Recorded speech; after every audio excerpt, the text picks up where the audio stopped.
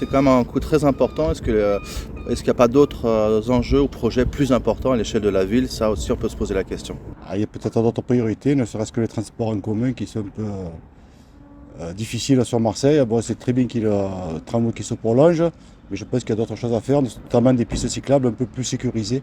La question intéressante, c'est est-ce qu'ils sont dans la moyenne, en dessous de la moyenne, au-dessus de la moyenne? Après, je sais que quand on fait des opérations urbaines, c'est toujours compliqué parce qu'il y a tout un tas de règles, de normes, machin, patin, couffin, qui augmentent sensiblement les coûts.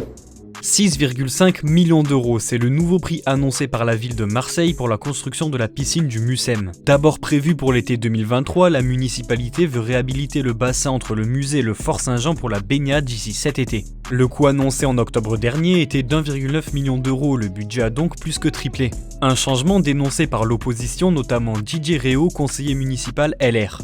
On vote 4 mois avant l'ouverture supposée de l'équipement alors qu'aucune convention n'a été signée avec la métropole et qu'aucun résultat des études sur la pollution n'a été présenté. La municipalité s'est défendue en expliquant qu'ils avaient à l'origine pensé à louer du matériel pour l'aménagement. Selon Hervé Monchon, adjoint à la maire, cela aurait représenté une perte sèche. La mairie a finalement opté pour une fabrication sur mesure d'un patrimoine de qualité qui appartiendra ensuite à la ville et qui pourra être utilisé pour plus d'une dizaine d'années. Un aménagement évolutif du bassin est prévu avec, à terme, une plateforme flottante, des lignes d'eau et un solarium urbain. Et vous, que pensez-vous du coût de ce projet ?